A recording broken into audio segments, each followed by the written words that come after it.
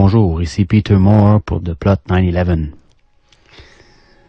Avez-vous entendu parler de l'Islande récemment? Non? Pourquoi? Si quelqu'un croit qu'il n'y a pas de censure actuellement, qu'il nous dise pourquoi on a tout su au sujet de ce qui se passe en Égypte, en Syrie et en Libye, et pourquoi les journaux n'ont absolument rien dit sur ce qui se passe en Islande, eh bien, écoutez bien ceci. En Islande, le peuple a fait démissionner un gouvernement au complet. Les principales banques ont été nationalisées et il a été décidé de ne pas payer la dette contractée par ces dernières auprès des banques de Grande-Bretagne et de Hollande, dette générée par leur mauvaise politique financière. Une assemblée populaire vient d'être créée pour réécrire la Constitution, et tout cela pacifiquement. Toute une révolution contre le pouvoir qui a conduit à cette crise.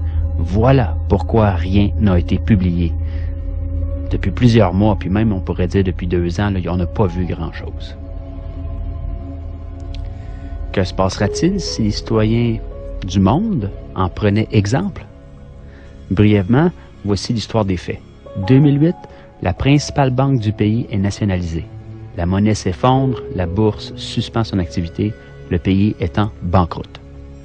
2009, les protestations citoyennes contre le Parlement font que des élections anticipées sont convoquées. Elles provoquent la démission du premier ministre et en bloquent de tout le gouvernement. La situation économique désastreuse du pays persiste. Par le biais d'une loi, il est proposé à la Grande-Bretagne et à la Hollande le remboursement de la dette par les paiements de 3 500 millions d'euros. Un montant qui doit être payé mensuellement par toutes les familles islandaises pendant les 15 prochaines années à un taux d'intérêt de 5 %. 2010, le peuple descend à nouveau dans la rue et demande que la loi soit soumise à référendum. En janvier 2010, le président refuse de ratifier cette loi et annonce qu'il y aura une consultation populaire. En mars, le référendum a lieu et le non au paiement de la dette remporte 93 % des voix. Pendant ce temps, le gouvernement a entamé une investigation pour régler juridiquement la responsabilité de la crise. Les détentions de plusieurs banquiers et cadres supérieurs commencent. Là, je parle de prison, là. Oui, on n'est pas tous des mauviettes. Il y a des gens qui se tiennent, il y a des gens avec des colonnes vertébrales sur la terre, là. On n'en parle pas des médias, bien sûr, mais ça existe. Interpol lance une enquête et tous les banquiers impliqués quittent le pays. C'est comme des rats qui quittent le navire, là. Dans ce contexte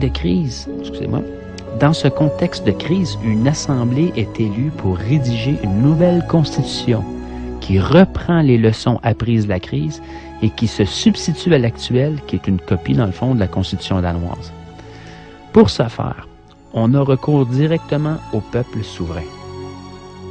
On élit 25 citoyens sans filiation politique parmi les 522 qui se sont présentés aux candidatures.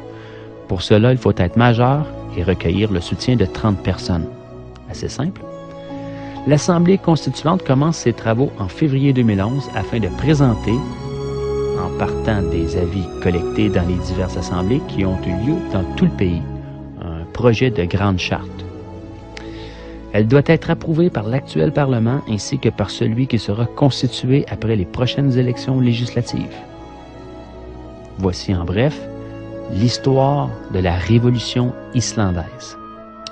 Démission en bloc de tout un gouvernement, nationalisation de la banque, référendum pour que le peuple puisse se prononcer sur des décisions économiques fondamentales, emprisonnement des responsables de la crise, réécriture de la Constitution par les citoyens. Nous a-t-on parlé de ça dans les médias européens, canadiens, américains, japonais, dans le monde, partout? Est-ce que les médias de masse ont même touché au sujet?